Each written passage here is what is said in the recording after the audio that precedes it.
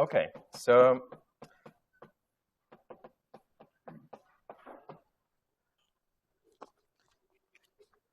I keep forgetting, but this time I decided to write it down so that I remember to tell you that most of the course is based on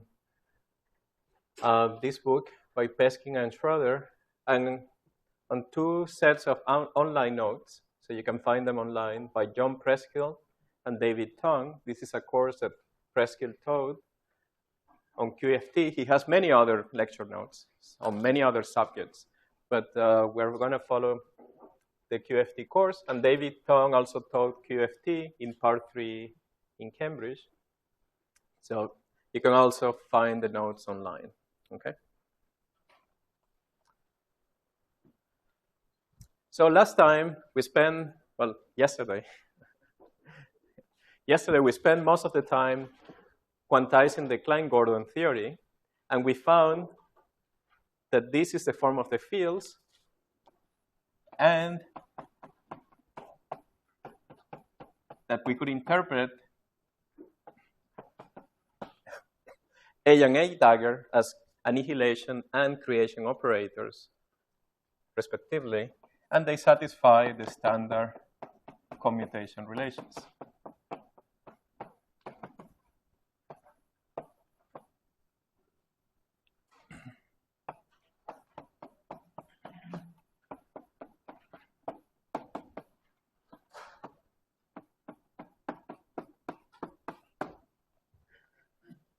Okay, so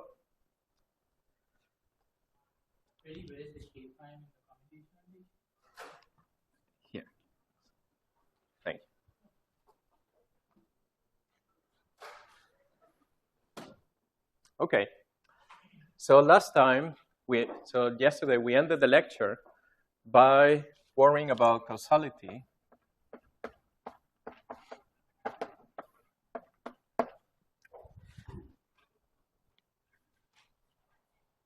And we made the claim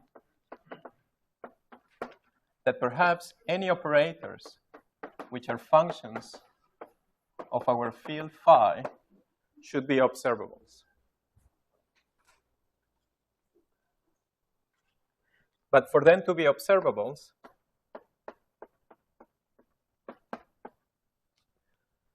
they had to satisfy a very important requirement, which is that any two of such observables must commute if they are space-like separate. Otherwise, we could transmit information faster than light, than the speed of light, and that would violate causality. Of course, if these are functions of phi, all we have to check for this to be true is that the fields themselves commute whenever this is true. Now, following Andres' observation. No, I just want to ask something. I mean, imposing the commutation of two observables when they're space-like separated is not too restrictive. I mean, what about if I just require that the correlation functions constructed with this sort of operators are zero at space-like separation? Because that will imply that I have no way of making a measurement here that affects a measurement here. Well, in fact, we're going to find that this commutation relation, well, you want the correlation function on any states to be zero there, right? Right. So if it's true for any states, then it's true as an operator statement. Right? Imagine you have a matrix, and you say that every entry of the matrix is zero. So that's the same as saying that the matrix is zero. Yes. Isn't this statement not true for ordinary quantum mechanics? Like that, if you just think about two observables, like making two measurements at space-like separation,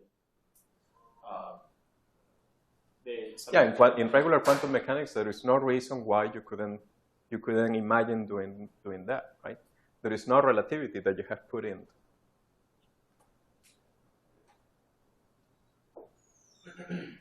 Okay, very good. But now, following Andres' observation from yesterday, right? Remember, we started the whole theory by imposing that this was true at equal times, right? So if we could prove that this is Lorentz invariant, then by a Lorentz transformation, we can bring any space-like separation. So imagine this is our point X, and this is our point Y. There is always a frame where these 2 points happen to have equal time. Okay?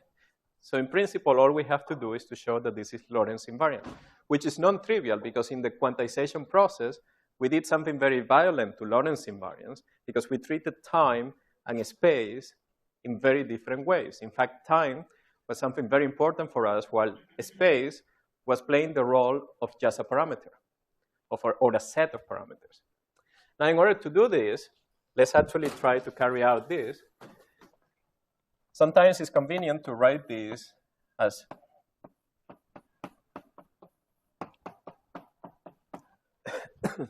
as the sum of 2 objects. This object is the first one, and this object is the other one. Okay. Here, this is plus and minus, or you can think about one of them. In fact, one of them is the dagger of the other one, right? So we could also think about that, but it's just a very standard notation. So if we have that, this commutator becomes, we start with 5 minus x, 5 plus of x, 5 minus of y, plus 5 plus of y. Clearly, the minus minus commute and the plus plus commute. Therefore, this is just 5 minus of x with 5 plus of y plus 5 plus of x, 5 minus of y. Okay? Very good. So let's compute one of them. Let's say the first one.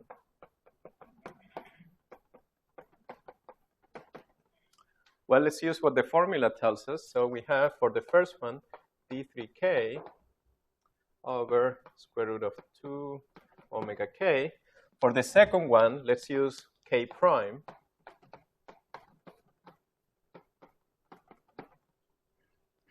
Okay, and then we have e to the, so for the first one, we had a minus. So we have minus, sorry, am I using the right convention or the? Yeah, there is something wrong.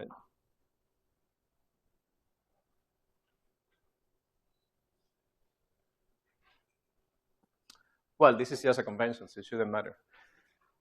Okay, so if we keep going, we have E. Yeah, it's, no, it's, okay, this is just, yeah, that's fine. It's just, I think this is the convention that I used yesterday, wasn't it?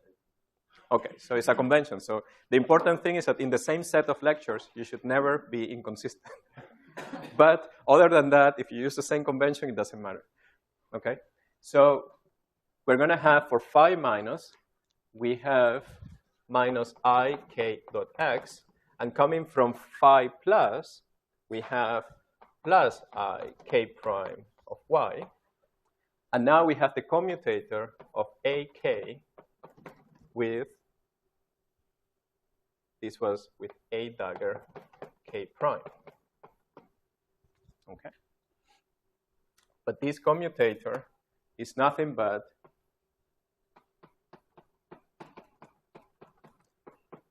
according to what we have there, is a delta function that logs k and k prime. So we can carry out one of the integrations, and we get an integral d3k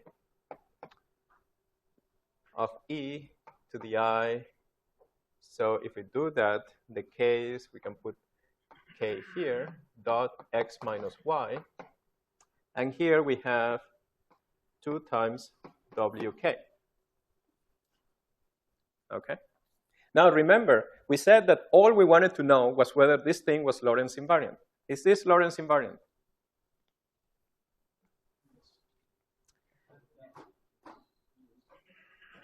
Well, yes, it's exactly the object that we constructed, the measure we constructed last time, right? This object can also be written as integral d for k delta of k squared minus m squared e to the minus I k dot x minus y, okay? With a constraint that k0 is positive, because that's the branch we are taking, okay? And this is manifestly Lorentz invariant, so we succeeded. That's great. However, there is something interesting that we can ask. Wait, how are we taking the positive branch here? We are defining wk to be plus the square root of k squared plus m squared, right? This equation has two solutions. Well, remember what k means, right? This is k0 squared minus k squared. So we are solving for k0. When we do this integral, this delta function is used to solve for k0. So k0 becomes log to be wk, or that's what we call wk, but only for the positive solution. Okay? So you say, well, we're done. That's great. So there is nothing else to be done. Well, except that, you know, it might be nice to actually check that we got 0. 0 minus 7 is 0. Yes. So it would be nice to check that we actually got 0, right? We know it has to be 0 by Andres' observation. But we actually have to make sure that we didn't make any silly mistakes, right? So we can just look at the other formula, phi of a dagger, phi of y, right? So we now have this. And what do we get? So if we do exactly the same calculation, we will end up with a formula that looks like this.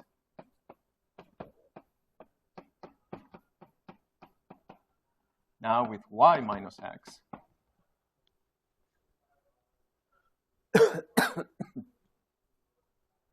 Okay.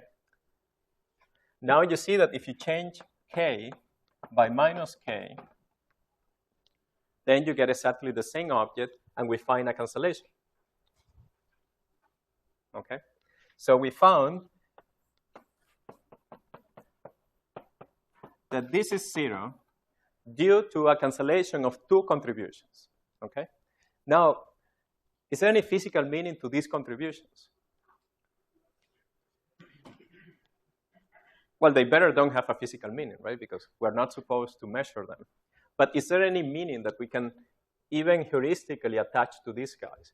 So in order to do that, let's actually follow again the suggestion and consider what happens when we take the expectation value of these operators. Say we take this expectation value. What could this be?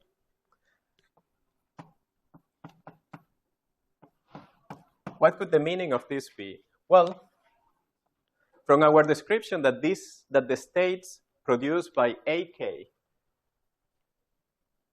on the vacuum, at the end of the lecture, we will support that interpretation. But yesterday, we said that this state, as defined by AK acting on the vacuum, had the interpretation of a plane wave of a particle, or something that is basically a plane wave. When you put them together in this combination, then you could think about this as an object or a wave function that describes a particle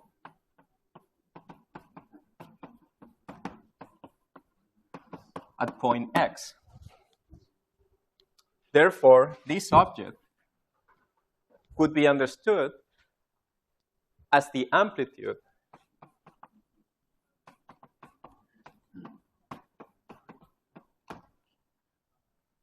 for a particle to propagate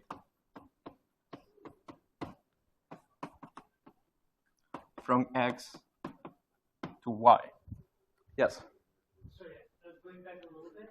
Yes. The cancellation between the two brackets involve replacing the 3-vector k by minus k. And then you still have the k0. But the k0 components, how do they work out? They are not the same, so the two expressions.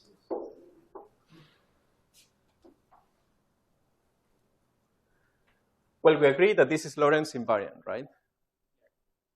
Well, then go to a frame where the two times are the same. Very good. Can you explain again why that's Lorentz invariant? Why this is Lorentz invariant? Well, this is clearly Lorentz invariant. How we went from the top line to the bottom line? Well, it's actually easier to go from here to there. Yeah, I mean, this requires inspiration. From here, there only requires skills. So it's much easier to go along the side of a skill. So you just take this, right, and carry out the k0 part of the integration using the delta function. But this delta function has two solutions. So you are supposed to add up over both solutions. And this function kills the solution where k0 is negative. And it gives you 1 when k0 is positive. So when k0 is positive, you get 1 from here. This delta function allows you to do the k0 integration. The Jacobian that you produce is 1 over k0, and you get back to this formula. Okay? Yes? So it seems like the theta will be certainly Lorentz invariant if you're inside the light cone, but what if you're outside and you can go back and forth across T equals 0? That is true. Last time in QFT0, we said that this theta was actually Lorentz invariant inside the light cone. Now, outside the light cone is true. We can change the sign of k0.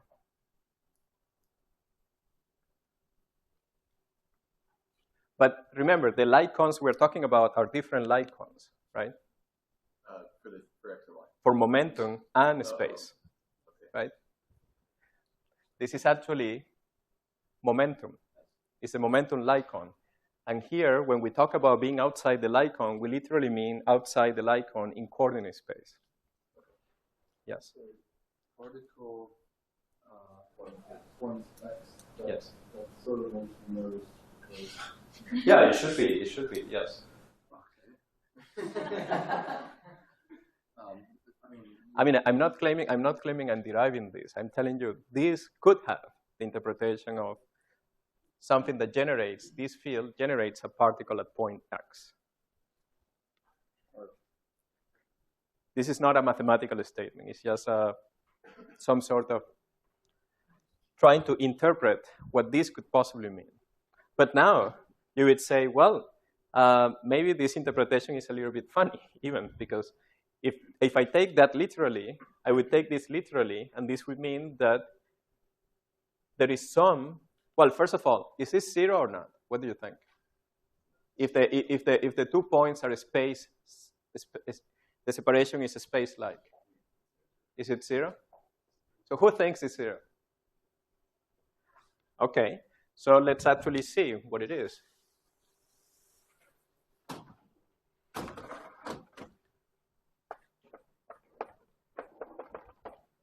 Oh, please. Well, if we plug the formula, right, with phi minus and phi plus, we see that from this side, phi plus give us 0. So only the phi minus part survives. And from this guy, only the phi plus survives. Right? Is that clear? Of course, we can add 0 to this, meaning we can write this like this.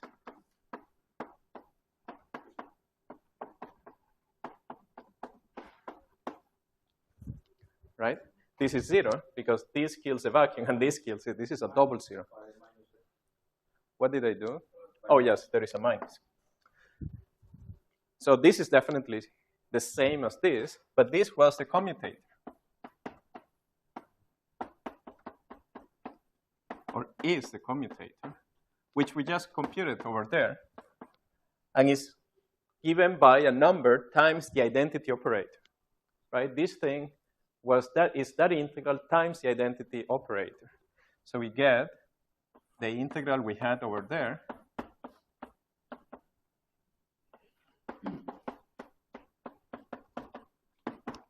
times the identity operator. And this thing is just the normalization of the vacuum, which is 1. Now, you might hope that this is 0, this integral, but it's actually not 0. And it's your exercise. Even when I'm space-like separated? Yes, exactly. At this point, we're only thinking about x and y space-like separated. And by a Lorentz transformation, let's take x0 to be equals to y0. In fact, equal to 0, say. So this integral is just an integral d3k.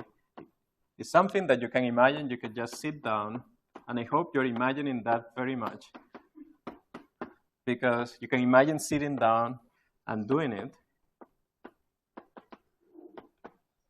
It's just this integral, okay? So your job is to compute this integral in terms of Bessel functions.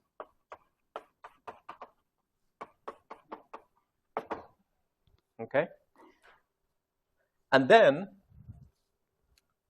define R to be x minus y, the distance from the point x to the point y, okay? And show that this thing, as you take R to be very large, okay? You want to see if there is something terrible that happens, not even when the points are close. You want to make them far away and see what happens. So your job is to show that this actually goes like this.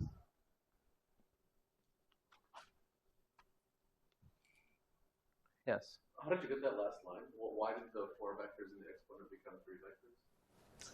Because it's Lorentz invariant, right? Oh, yeah. Okay. So I can go to the frame where x0 and y0 are the same. And why not? It doesn't, well, they drop from there. Just go to the frame where x0 and y0 are the same. And we can do the same thing up there for the commutator. Yes, we could have done it, yes. Okay. And remember, that's how we started the whole conversation. We said that if we knew that this was Lorentz invariant, we didn't have to do any computations, because we can go to the frame where they are at equal times, and we started the whole computation by imposing that equal time commutators were 0. That was the starting point of yesterday's lecture. Okay? So we have this thing. So one of the two pieces. So what have we learned from here? Well, what we learned from here is that if we now think about this commutator, which we know is 0, we just proven that it's actually 0 as an operator, so it's 0 sandwiched between the vacuum, is in fact the sum of two terms that are not 0 outside the light cone. And they have interpretations as particles propagating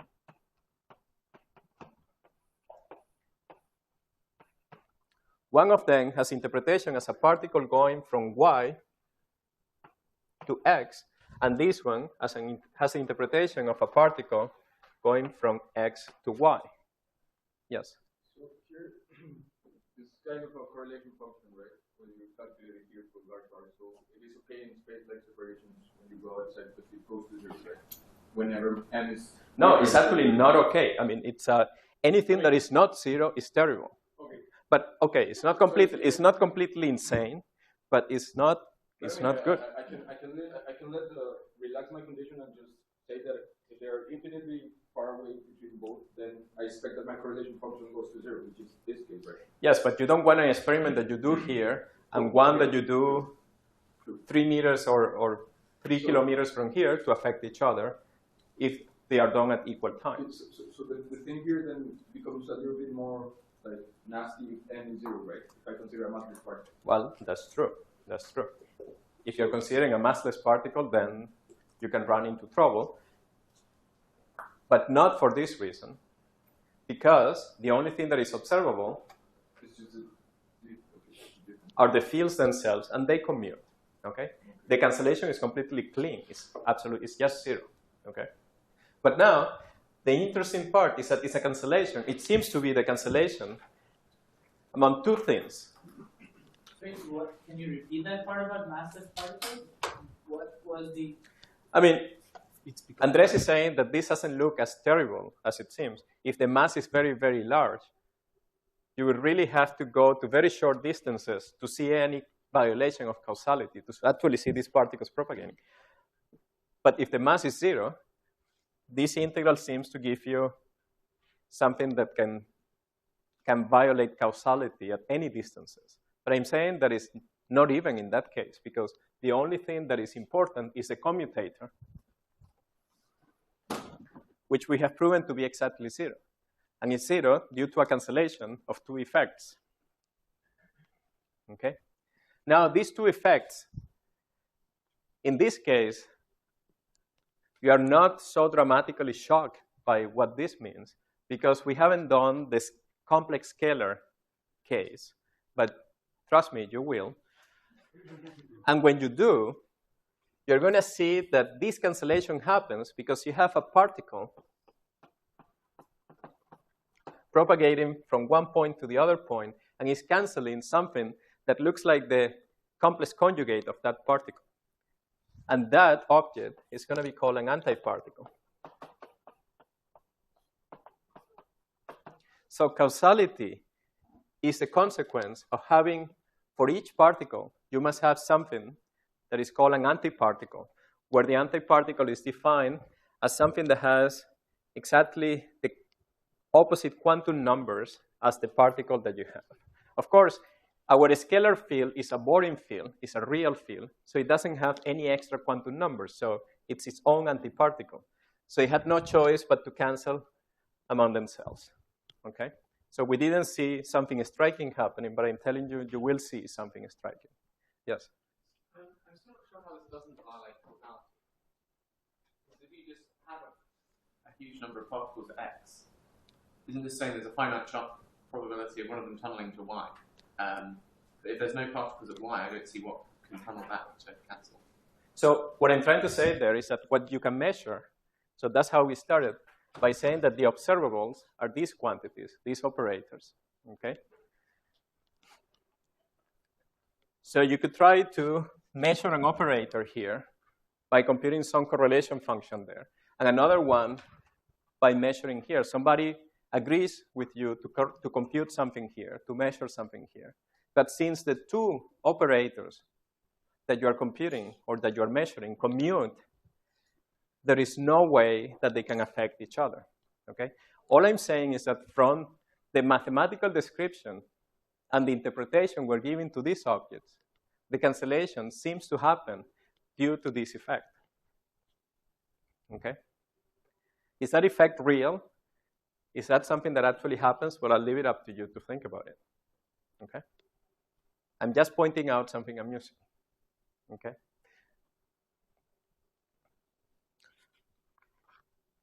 Very good. Now let's go back. So is this something that you should?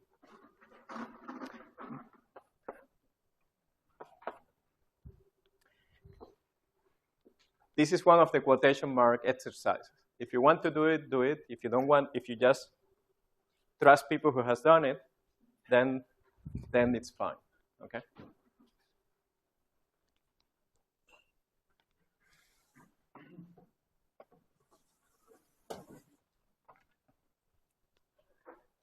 Now let's, for a second, go back.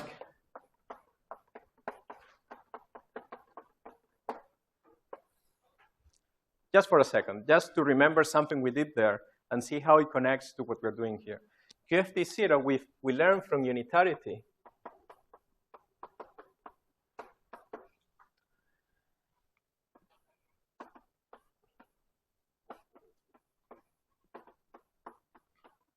that any scattering amplitude, if you had some internal states and some external states here, that any scattering amplitude should have singularities, which are poles, And those poles had the form of 1 over the momentum of the particle minus m squared plus I epsilon.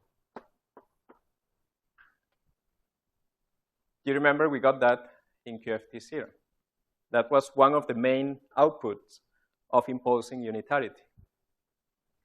And just from here, we learned many, many other things, which I'm sure you all remember exactly. And if I ask you to reproduce it, you could just do it. Okay. The laugh is reassuring. Okay. Very good. Very good. Okay, Tibra will take care of that. So what is this? After all, we found this when we were imposing that this object was a physical particle propagating from one point to another. So this object is in momentum space. So it motivates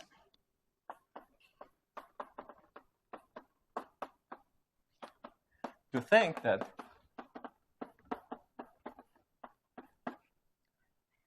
in coordinate space, so in other words, if we perform the Fourier transform back to coordinate space,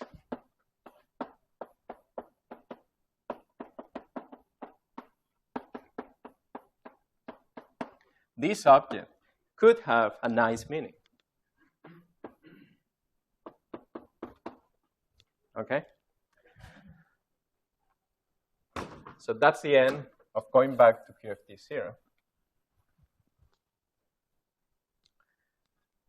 Now we're back at QFT1, back to the future to QFT1. And we say, well, if these objects have that meaning, or the meaning we are trying to attach to them, of a particle propagating from y to x, and we want to be inside the light cone,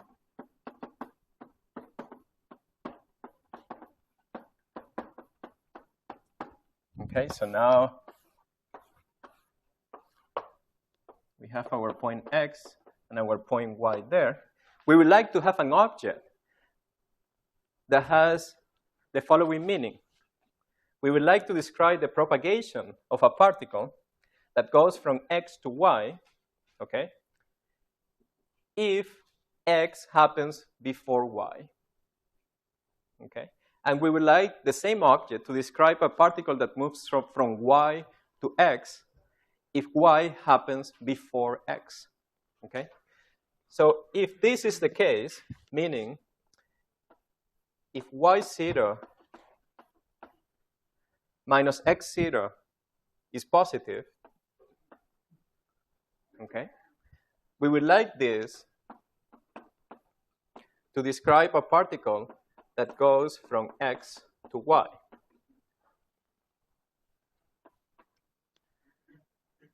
If by any chance y happens to be here, we would like the object to be given by the propagation from y to x. Okay? Now the claim is that this thing here,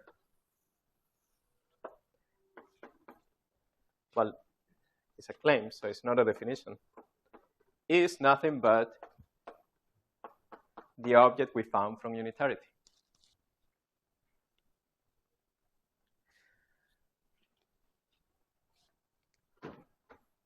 Okay, let's see how much time we have.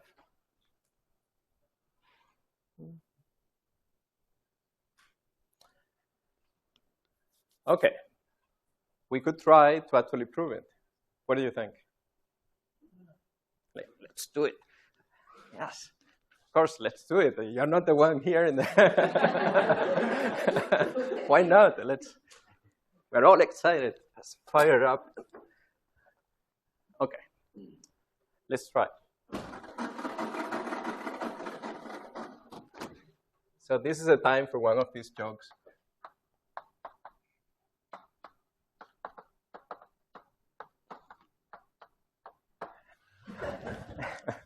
In case we fail. Okay, so what do we want? We want to take this object. Once again, we're going to start from the side that only requires a skill, not the side that requires inspiration.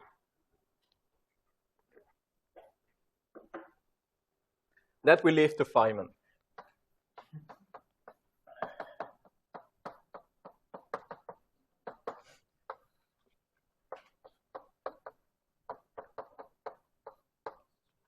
Okay, so we want to perform this integral. Well, not really the full integral. We want to do the 0th component. Okay, so what do? We take the 0th component. Okay, well, in fact, let's leave everything else outside.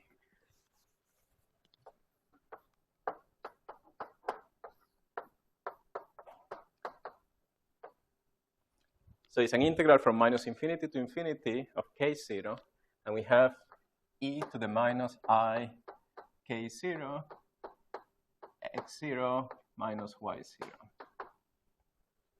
Okay. There is also the other piece, which is minus I k dot x minus y over there. But I don't want to worry about that at this time. This object here, I'm going to write as k0 squared minus k squared plus m squared minus I epsilon. Okay, so this I can factor as k0. Oh, I didn't tell you, but, well, no, yeah, I did, but 3 weeks ago. What is this epsilon supposed to be? Very, very small, right? It's a very, very, no, it's not 0. There is a very big difference between 0 and any small value. Okay. Positive, yes, positive. Very good. Epsilon is very small, but positive. In fact, we can take it to be infinitesimal, meaning that every time we see an epsilon squared, we just drop it. Okay? So when we have this, what do we have? Well, we can call this, let me call it wk squared. So we have k0 is the same as minus, I'm factoring this out, right? So square root of wk minus I epsilon and k0 plus square root of wk squared minus I epsilon.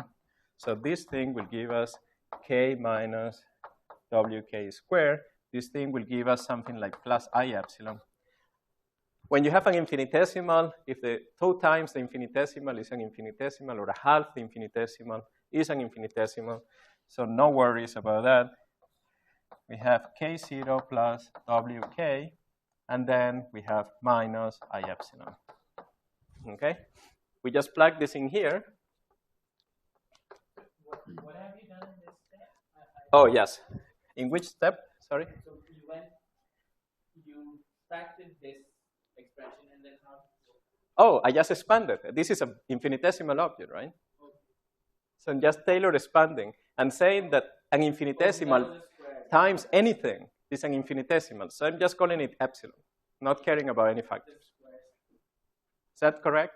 I mean, if I do the expansion where I should take omega k outside of the square root. Yes. Expand it. Yes. And I still have some omega squared Times epsilon, which is an infinitesimal quantity. Yeah, so your omega depends on k. So okay, you are. Yes. Your epsilon is killing. It's an infinitesimal quantity. Anything times an infinitesimal quantity is infinitesimal. Okay?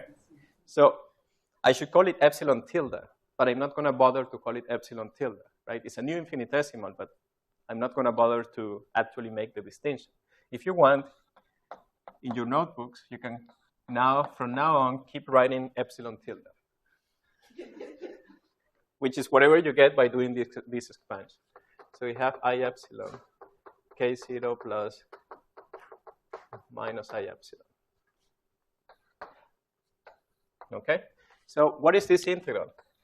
Well, as usual, if you have an integral over a real line, you can draw the k0 complex plane. Think about k0 as a complex variable. Why not? I mean, we do this all the time. And the integral is an integral along this contour from minus infinity to infinity. Okay? But this function has poles, right? We should be able to draw where the poles are. So the first one is near WK, somewhere here. But it's not on the real line, it's shifted. It's shifted by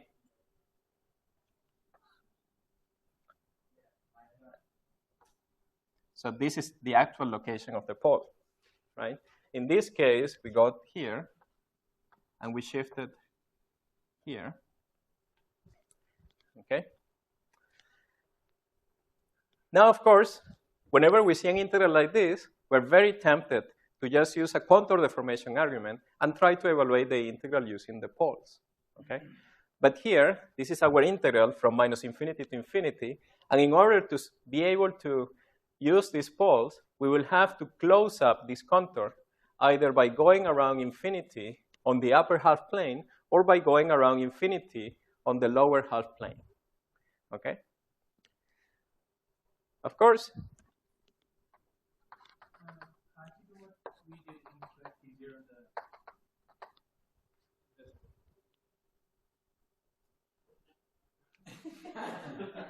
It's like fan blades. Like you go up this way and then you slide down and then you go up.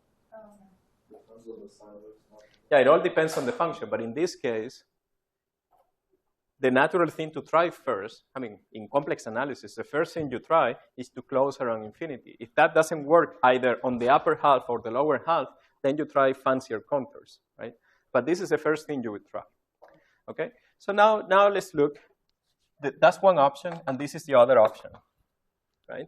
So what can you do? You can say, well, let me check. I would like to choose the contour that allows me to forget about this contribution, right? So I have to look at the integrand and decide when this integral will diverge or when it will give me 0, okay? And how would that depend on this quantity here? Depends on the sign. So now you start to see that something like that will happen, right? So what do you want? You want to say, actually, let's do it here.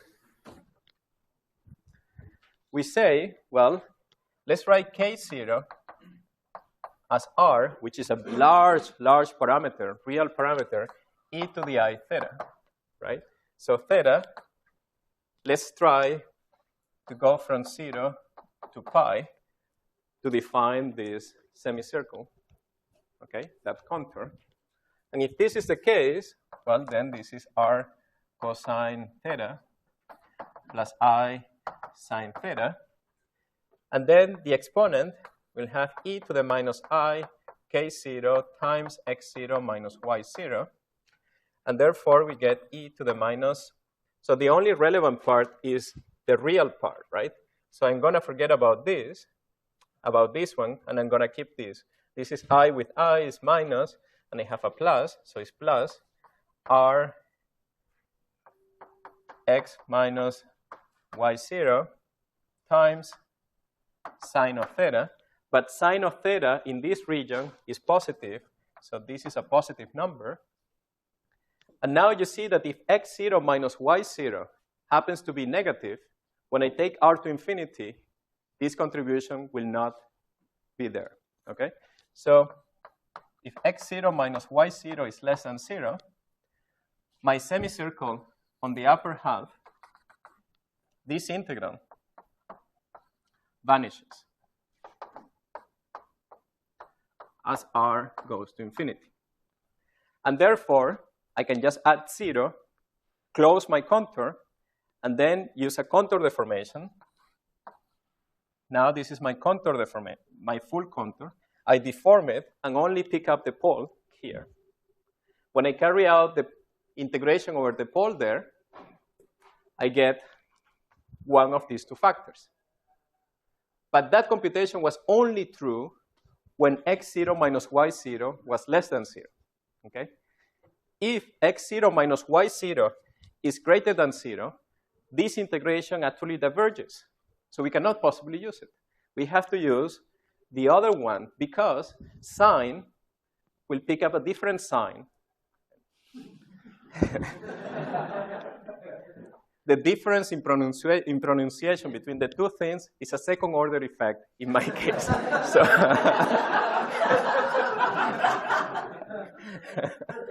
so forget it. I won't be able to make a distinction. So, but you know what I mean. This guy will flip its sign, and therefore that integration will drop, will be 0. We can close the contour on the lower half, and now pick up this pole, and we will get the second answer. Okay? Very good. Now, this quantity actually has an F here for Feynman.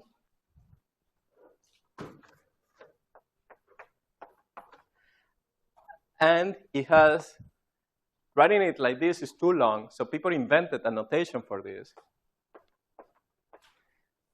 There is something called the time operator, the time ordering operator,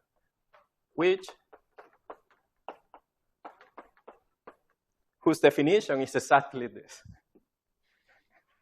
If you see anything that has a t in front, what is instructing you to do is to write it as a sum of terms where the operators are time order, and there are Heaviside theta functions or step functions in front, ensuring that they are the only contribution when the time is ordered correctly for them to be the one that you want, okay? So this is something we will encounter many times, but this is the definition. There is nothing fancy about it, okay? Okay. So now we're going to make a radical change of lines of thought. We're actually going to go back to classical mechanics. So any questions so far? Yes? With respect to this definition of the time ordering operator, yes. it only acts on two operators? No, it can act on any number of operators. So there would be many terms, right? Okay, but it would be, I mean... Theta of y0 minus x0 minus c equals 0. Yeah, you can put many thetas. That's right. Pardon?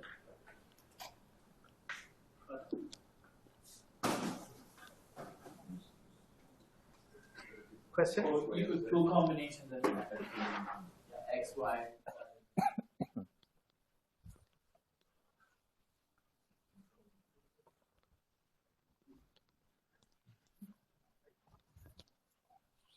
So I'm going to use the time to erase as many blackboards as I can while you think.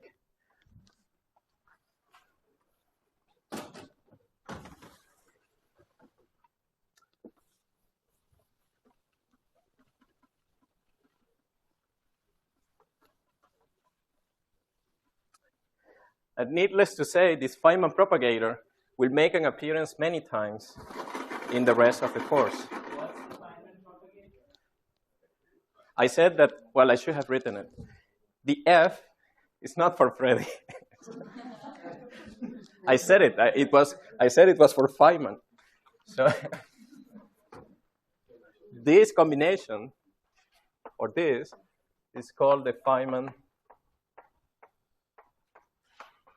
propagator.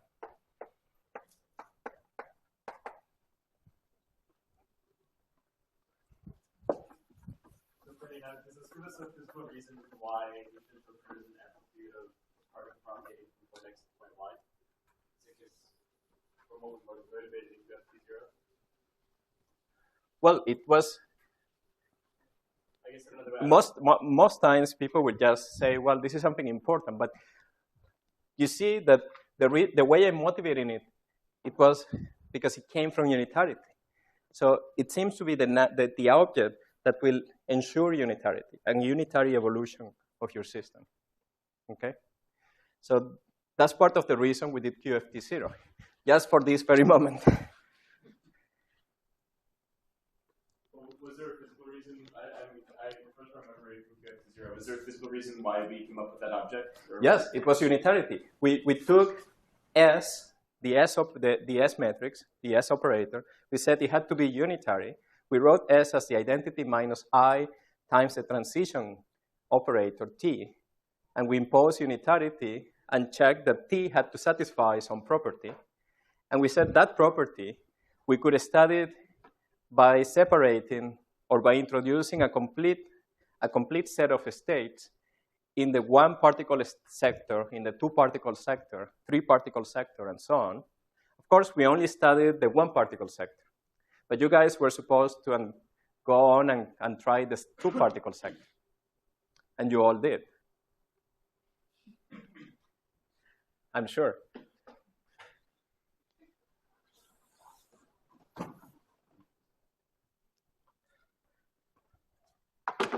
But you will, don't worry. It's going to be maybe not in this course, but in the next course.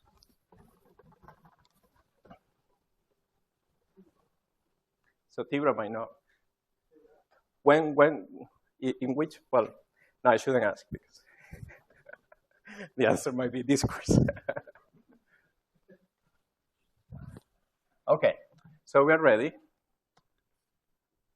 So back again to classical mechanics.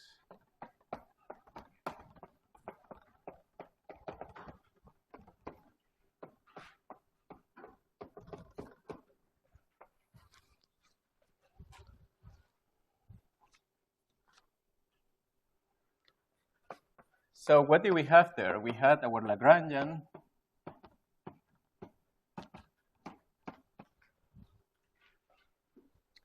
right?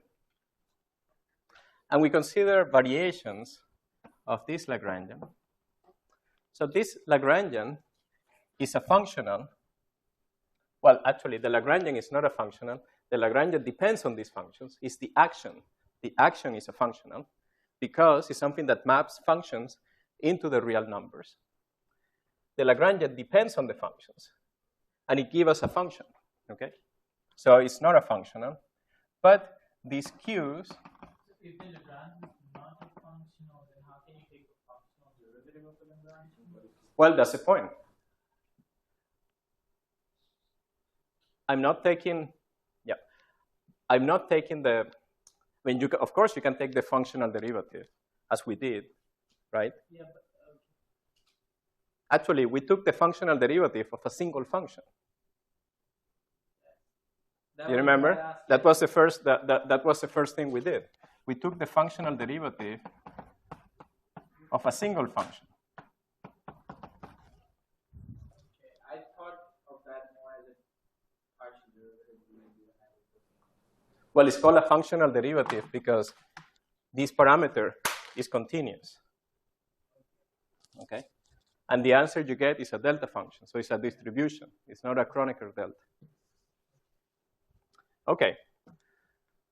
Now imagine that we take the variation of this. So we did it last time.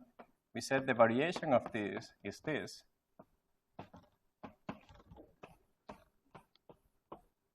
By using the chain rule. There is a sum over A, right?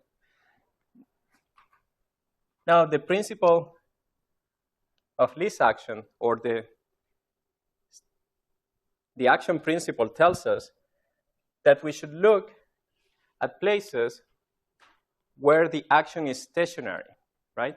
And then in order to do that, remember, we had to, first of all, swap these two guys, right? So the first step was to say that this was the variation, the derivative, the time derivative of the variation. And the second step was to integrate by parts, okay? And we did it very happily. But this time, we are not integrating anything, so we cannot integrate by parts, right? I'm just taking the variation of the Lagrangian. So if I cannot integrate by parts, what do? Well, I do the step that comes before integrating, which is simply to say that this thing is minus the derivative with respect to time of this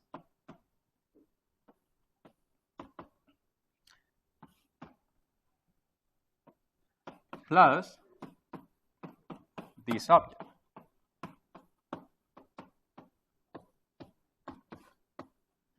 This is an identity, right?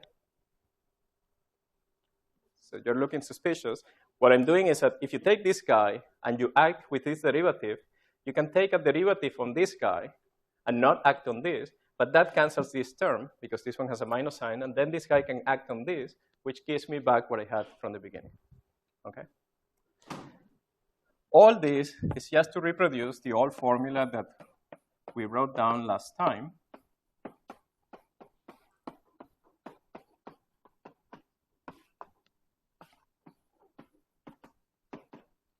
But now I'm being very careful and keeping this term in the equation, okay?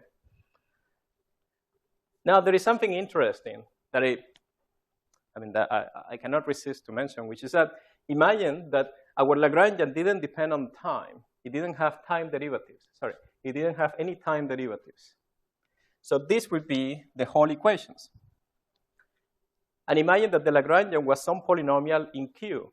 Therefore, the Euler-Lagrange equations would tell you that the stationary points are just fixed numbers. And there is no dynamics. They are just fixed numbers, okay? So in order to have any dynamics, we really need these time derivatives. But the moment we have derivatives, any kind of derivatives in the Lagrangian, there will be these kind of terms. These terms are unavoidable.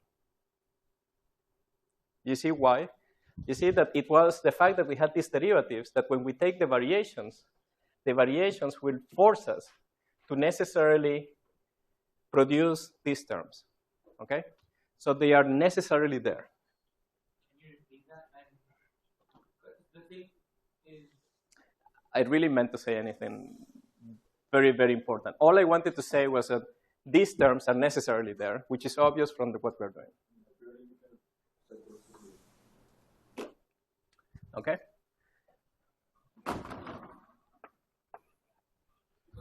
Now, the second observation I want to make, oh, by the way, the solutions, setting this to 0, give rise to special path, okay? The solutions are called stationary points.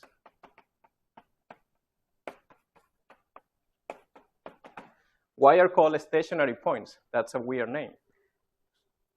They are called points because they are points in the space of possible functions, right?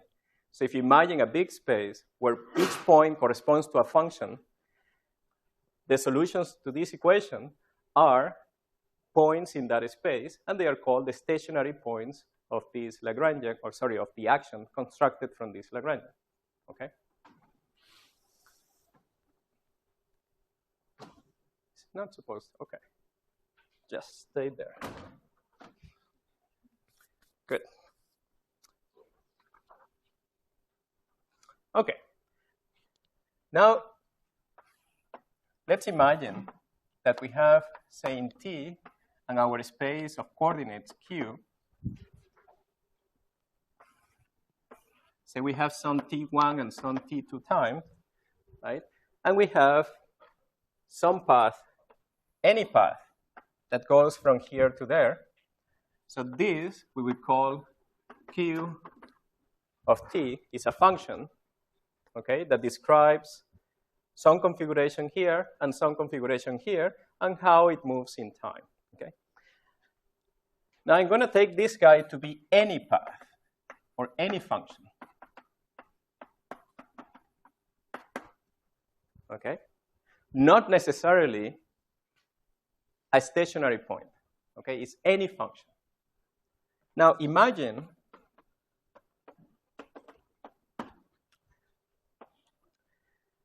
that if I have this function and I add to it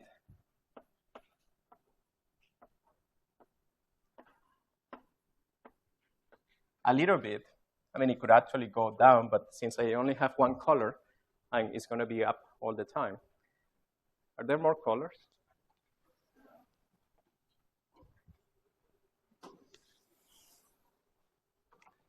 It's funny, but they disappeared.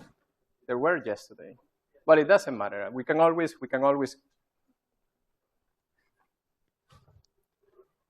make it like that.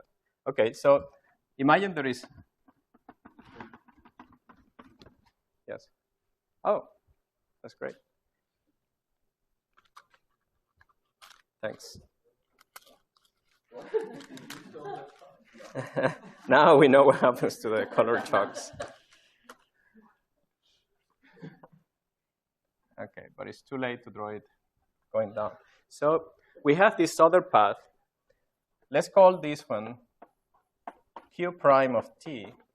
Now Q prime of t is obtained from Q of t by some special variation. So this variation is actually something that I design, that I add at each time to my function Q so that I produce Q prime. Okay? Yes? I should in principle. Yes. I could keep the points fixed, but I'm not going to worry about that here. So imagine that we have something that does this. Now,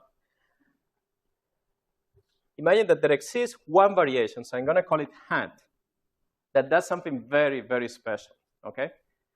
Has nothing to do with the function to which this guy is applied. So it's something that you can apply to any function, okay? Any path you have, you add these guys and you produce a new guy so that your Lagrangian as a function of Q actually remains invariant.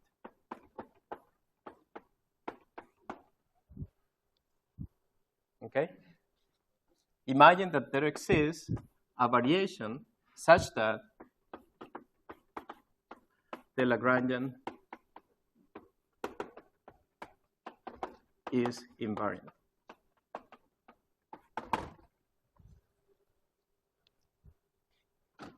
Okay? So here the variation is special rather than the path itself. Yes, so we're doing something for any path. And all it happens is that if you evaluate the Lagrangian on this path and evaluate it on a path that is deformed from this one by this special, very tailored design variation, then the Lagrangian is invariant. Okay? What can we conclude from here?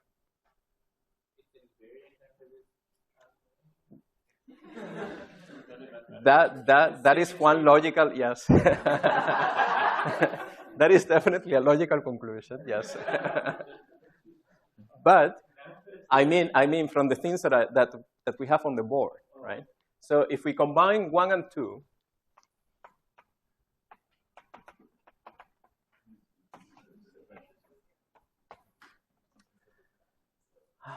okay, combining 1 and 2,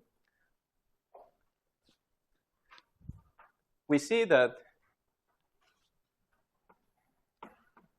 the statement that this is an invariance, actually, people will call this a symmetry.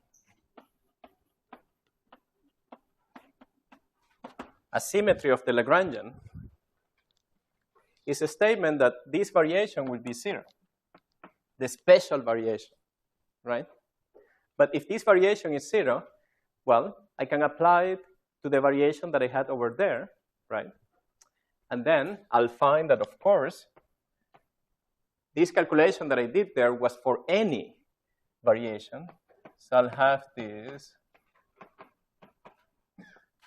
and then I'll have this, Q dot A, delta hat of QA, and then this total derivative of what I'm going to have is going to be Q dot A, Q hat of A, right? So that was true for any variation, in particular for our fancy variation. But now this is telling us that this quantity has to be 0, right? Now, what happens if on top of everything we're doing, we say that our functions now, the functions Q, happen to be stationary points. What do we conclude?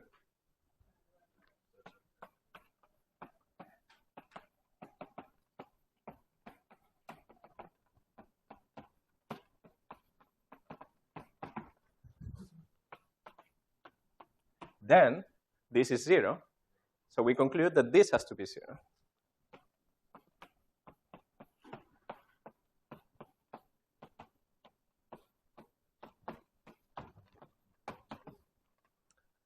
Isn't that amusing? We found a quantity that is constant in time. So how can we call such a thing?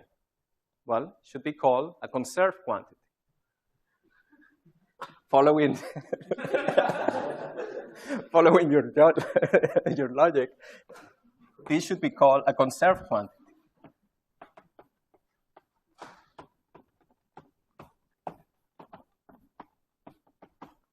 Conserved quantity meaning that on the dynamics of your system, the time derivative is 0.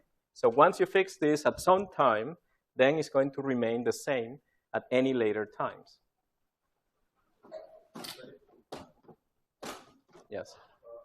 So you're calling this a symmetry because it gives you a Lagrangian invariant, right? But That's right. why should we consider just that the Lagrangian remains invariant under this symmetry transformation and not the action, which is the thing that will give you the equations of motion? Very good.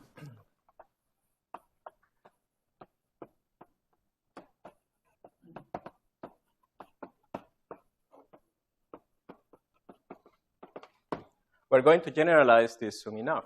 So, in fact, asymmetry, as you're saying, all it has to do is to leave the action invariant. And therefore, in the case of classical mechanics, this could be a total derivative. Okay? If it's a total derivative, we're still fine, no problem. And then, this would be a total derivative with respect to time. This will still vanish, and these two quantities will combine to give us our conserved quantity. Okay? So you're assuming that such a variation that these Lagrangian invariants exist. So that's an assumption because I mean a priori the Lagrangian and the curve might be. Yes, of course. If there are none, so your job every time somebody gives you a Lagrangian is to look like crazy for anything that does this. Sometimes you won't find any. Yeah, that can happen. Why doesn't it need to be frozen? Why can't it be just a no function?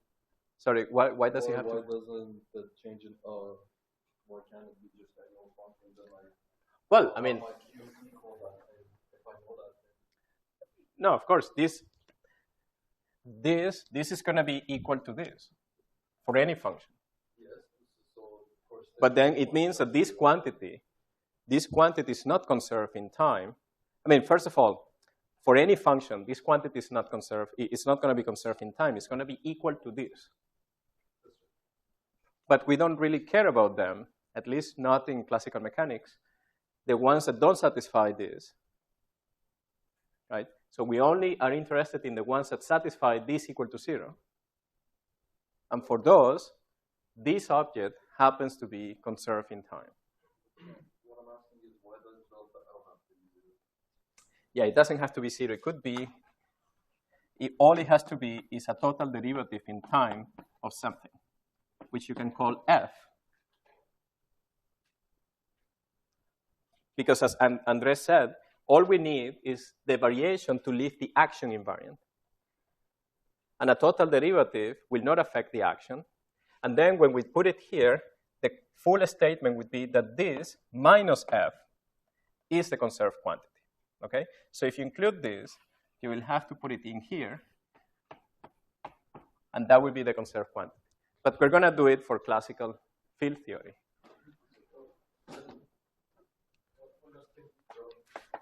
So we know that Lagrangian is not uniquely defined, right? Yes. Lagrangian. So can I just like build conserved quantities however I want? I mean, just by requiring that this is satisfied, or just the conserved quantities should pop up from my physical system? No, just you should try, right? You should try to see. It's not going to be trivial. You have to find something whose variation of the full Lagrangian is a total derivative, or it's 0, right? So it's not a trivial statement, right? So let's do an example. This is for exercise.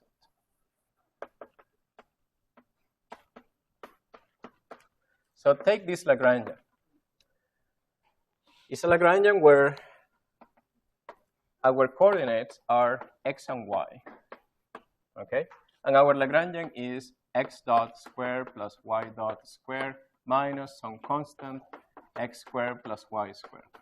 Well, I'm sure you all have done something like this sometime in high school.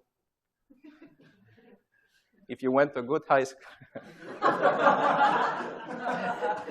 Not mine, I didn't do this in high school. But in any case, we're going to do it in a slightly different way, just because it's going to help you out next week.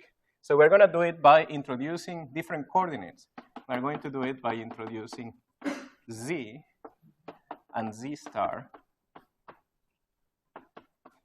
as our variables. So in terms of them, the Lagrangian is now simply z dot times z star dot minus a z times z star dot. Okay? Very good.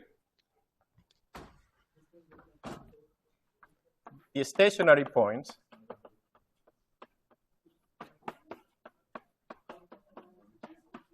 are what? Well, if we perform the variations, okay, the variation that is proportional to z,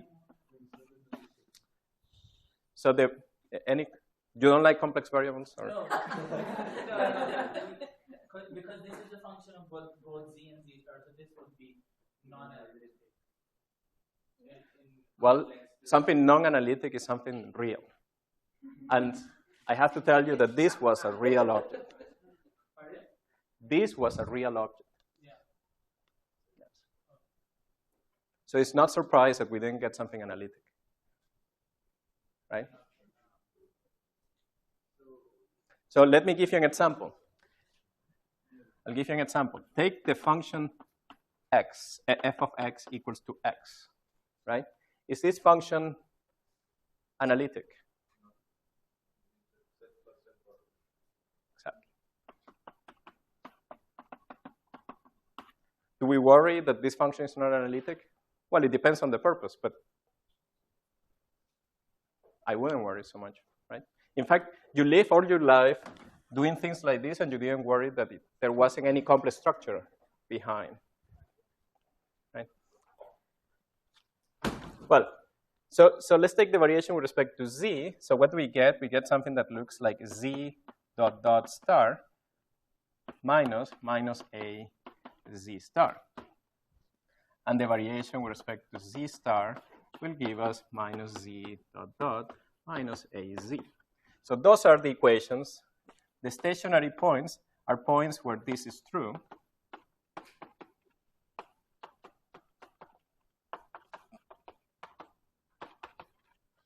Okay?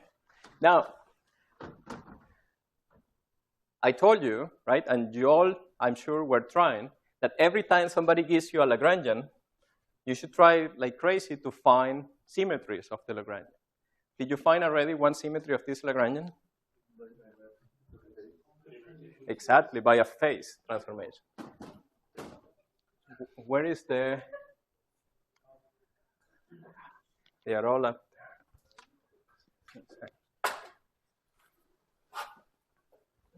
there.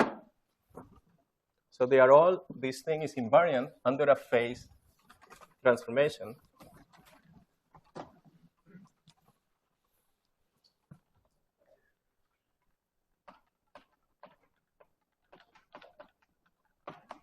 So a symmetry is the following. Take z to be e to the I theta z, and z star to go to e to the I theta z star with a minus sign.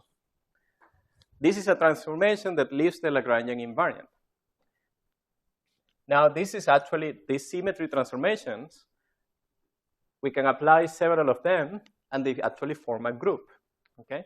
And this group has a name. It's called U1, okay? Because it's a group of unitary matrices of 1 by 1. Theta is independent of T. Yes, theta is independent of T. This is called a global transformation. But so this, in this case, a question. It should be also, I mean, if I make it dependent of T. it will not be a symmetry. Oh, well, no. Well, try. That's not okay, so it's not working. I mean, you will get another term, right? Okay, You have to apply the derivative on the function and on the phase factor. But that's a very good question. You can ask, can we make global symmetries? Global means that I have to do it to the function. I have to do the same thing to the function everywhere. So here, I'm shifting the function by the same amount everywhere. That's called global. There is another possibility, which is a local transformation, something that actually depends on the position. Okay? So you could ask, are there such things, and are they useful? Yes? If we have to do the same move at the same amount, independent of time, how can we do that without, while still having the ends fixed? Surely that means I said I'm not fixing the You're not end. fixing the end. That's something we keep in mind from high school. Here, I'm thinking about functions that die off at minus and plus infinity. So if something dies off at plus and minus infinity and I add up something slightly to it, it still dies. Very good. So let's do this. Now, if we have something like this that depends on a parameter, on a continuous parameter,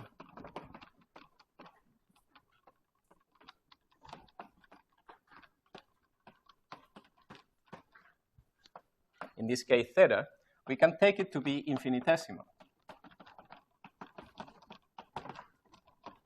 So if we take it to be infinitesimal, then the variation that we have to add at every point for the function z is nothing but I theta times z, right? Now, the variation, what I'm doing is expanding this, imagining that theta is very, very small. So I have 1 plus I theta, okay? So the difference between the new one and the old one happens to be I theta times this guy. So we have this guy and this one for z star, okay? Now this is our new fancy variation, okay? A special variation. This is a delta hat that I was using here. From here, we know that this thing, the Lagrangian, if we compute this variation, we're going to get 0. So everything we said should apply. So can we derive what our conserved quantity is in this case? So let's compute Q. So what is Q? Well, I'm supposed to, in order to compute it, I'm supposed to compute this quantity, the derivative with respect to z dot, the variation, the fancy variation on z, okay, plus z star, the variation on z star, okay? I'm summing over A, okay? So A is the index that tells me the different objects, the different functions I have, the different coordinates. In this case, there is z and z star. So when I compute this, what do I get? This quantity gives me z star dot times this, which is this object. So I get z, and I'm going to pull out a factor of I theta. Okay. When I do this one, I get minus, because there is a minus here, z dot z star. So we can forget about this. This is not important. This is just a parameter. So the quantity that is conserved in time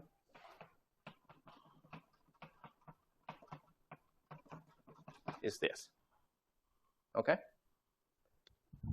If you don't believe me, use the equations of motion and check that Q dot is actually 0. This should be, well, it's actually, you can just do it. I can give you 10 seconds to do it. Use the equations that are somewhere there, here, and check that it's 0. If it's not 0, don't tell me now. You can tell me after the lecture, and then we can discuss why it's not 0. No, but it should be 0, unless I made some mistake. Yes? Any questions? In that step, those 2 lines there, I don't know where these what they were. They are these. Okay. Now we're world experts in symmetries in classical mechanics. So what's the next step? We go to classical field theory. Yes? One question. So you get rid of the theta in that expression, right? Because it's a number. It's a fixed parameter, right? Right. So in case that, for example, theta depended on G. Which we are not discussing. Right. Okay. And in this case, it's not a symmetry. All right. So what's your point? The point is that you can always get rid of the parameter of your transformation in this way. Yes. Another question. What if this was like a discrete thing? Yeah, if it's a discrete transformation, then we're out of luck, right? Because we cannot have an infinitesimal variation. The transformation doesn't belong to the set of variations of the Lagrangian. So the whole argument breaks down. So there are no conserved quantities as connected to discrete symmetries. Well, still back to now classical field theory.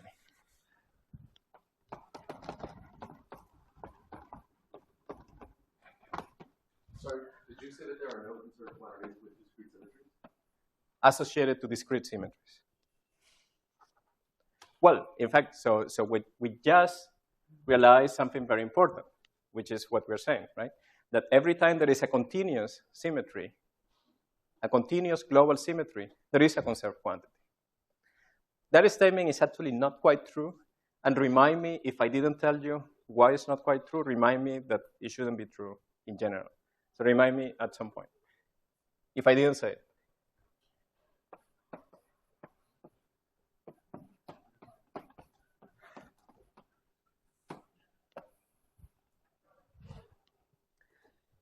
Okay, so do we have time for that, or we don't have time? I think we have time, right? So there is we still have 10 more minutes, right? No, but we started at 3:40. We're supposed to finish at 5:10 formally, and I can always take 10 more minutes. So in fact, we have 15 minutes.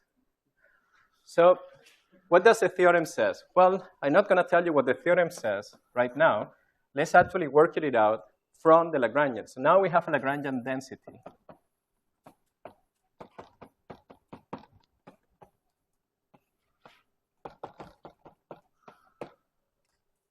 Okay. Would you mind closing the door, please? It's a little bit annoying. I don't know what they are doing. It's at this time. It's like Darth Vader.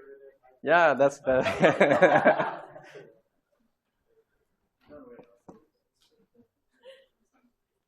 Okay, so just like last time, we're going to look at the variations of the Lagrangian density, and we're going to get the usual terms, sum over I, and then we're going to get the usual term, right? So the next one, yeah, maybe let's do it carefully. So we have the variation of this guy. Just as in classical mechanics, last time we showed that this was the derivative of the variation. And once again, we're not going to drop out anything because we're actually looking at the Lagrangian density, not the action. So we have to rewrite this as minus the derivative with respect to phi of times the variation plus the total derivative term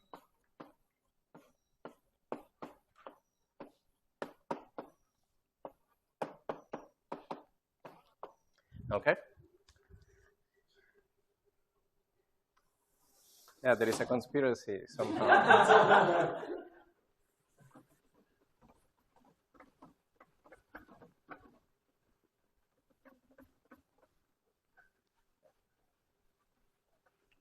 Okay. So, second thing is that we imagine there is our super fancy transformation, delta hat, that does the following. In order to make happy everybody, we're not going to assume that the transformation is actually leaving the Lagrangian invariant, but we're going to assume there is a total derivative of some object, which I'm going to call f. I mean, I think people call it f.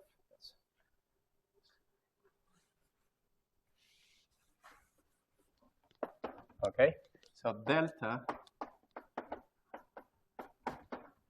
is called a symmetry.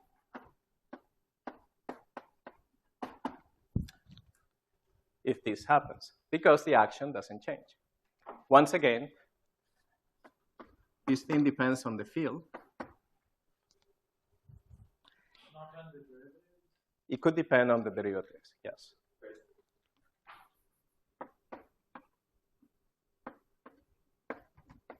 Yes. When you say the action doesn't change, do you just mean you're just shifting the action by a constant? Or No, here the action doesn't actually change because I'm assuming that all the fields die at infinity.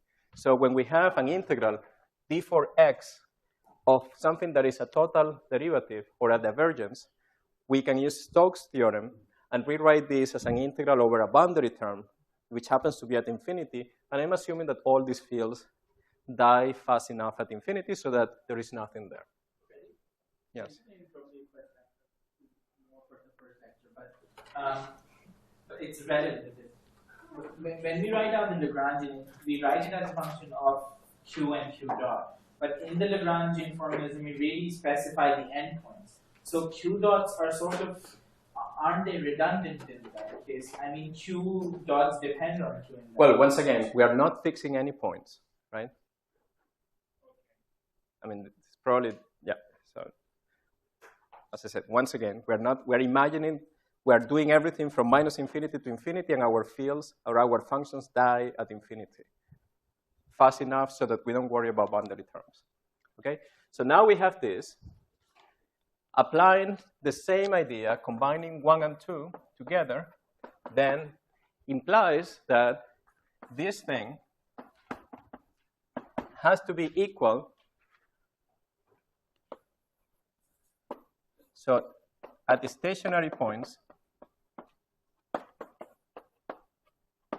this thing has to be equal to that quantity over there.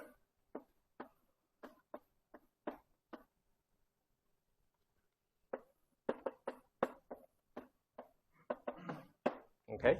And therefore, this quantity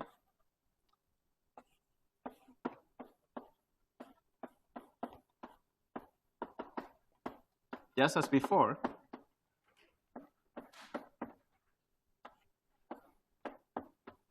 vanishes. And this is going to be the relevant quantity for us. And it's called a conserved current.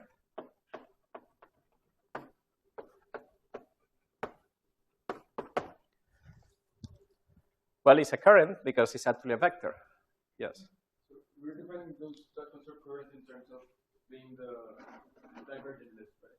So I can also add to that current, for example, the derivative of an anti-symmetric tensor, and my current will be shifted, right? Because it also satisfies the. Yeah, you can add to the current anything that is that. I mean, it's not uniquely defined. You can add, yes, you can add to the current anything that is killed by this operator, right? But that's not very interesting, right? I mean, because if I want to calculate things with the current, then it will depend whether I have an extra term or not. Right? And in other words, imagine there is nothing. I mean, you just construct any random object. Say you put here pi. Is that something very interesting? Say pi is conserved. It's a conserved current. And you learn physics from saying that pi is a conserved current. Sure enough, it's a conserved quantity. But it's not something that you can learn from it. You need to construct a function that depends on your field configuration and happens to be divergentless. right. Well, how do you do it? It's very hard. I'm telling you how to do it. I mean, if you have any other way of constructing functions of the field such that they are divergentless when evaluated at stationary points, that would be spectacular. Let's just say that. Okay? So far, this is the most powerful way we have to do that. Okay? And this is the theorem. The theorem says that every time you have a continuous symmetry, you have a conserved current. Okay? The theorem doesn't say that you have a conserved charge. Okay? That's something we add to the theorem, which is not always true. Okay? So the theorem ends here. And then sometimes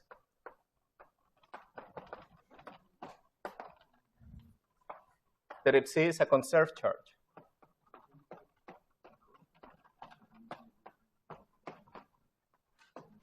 Sometimes, actually, I should say,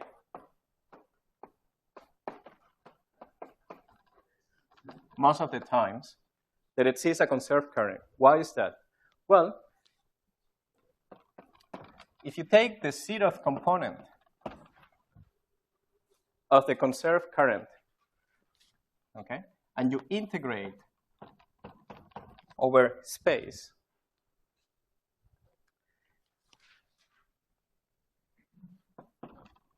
if this converges, and here is a catch, not always that integral is convergent, but if this converges, then you call it Q. Okay? Otherwise, it wouldn't make sense to call it anything. So you call it Q if this converges. And when this converges, this is a conserved charge. Why is a conserved charge? Well, take the total derivative with respect to time. After all, this only depends on time. You're integrating a space out. Okay?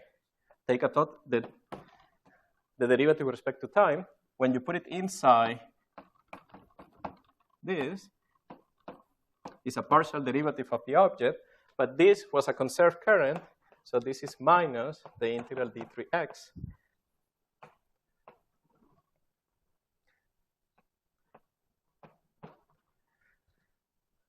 The divergence of the space components of the current, and this thing is a boundary term which again vanishes by our assumptions that the field die off at infinity, but they are actually equivalent to the fact that this guy exists, okay? So we get a conserved current in this case, okay? So I want to end with an example for which we have 4 minutes.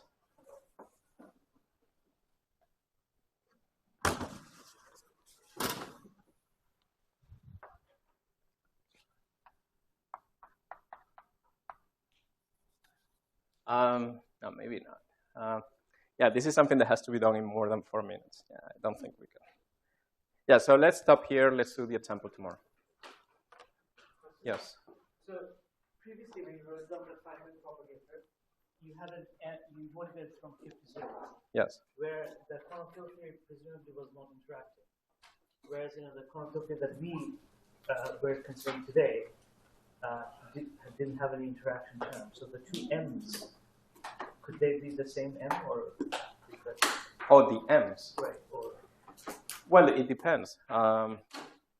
If you remember, we were talking about the 3 approximations. Right. In that case, it's the same M. Yeah, well, I don't expect you to remember everything from the QFT0, but at the time, I introduced a rational function approximation, something that is, I just made it up. But in that approximation, the m is the same as the m that we have. Well, I made it up at the time, yes, but it's true. Okay.